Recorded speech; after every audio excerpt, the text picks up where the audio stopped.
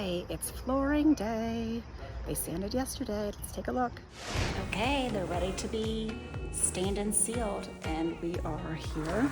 We decided to go with the light to keep it light and bright. As you can see, they're putting on a coat here. Super exciting. And great job. So one coat of stain goes on, and then we're going to do 2 or 3 HD coats to protect it. So this is called natural. So it's more of a natural look. So what I'm thinking, probably just honestly paint it white. Just keep it plain, keep it simple. Paint the risers up here white, because there's just too much color difference as you walk in.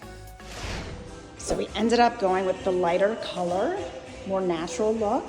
They took out the banister here and replaced it all. We picked out these fun little things. So it gives a little bit of design, but nothing too crazy. The light fixture.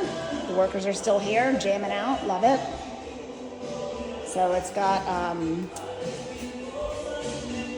it's not flat, it's not shiny, but I love it. And the bars going in, they're gonna start putting the backsplash here.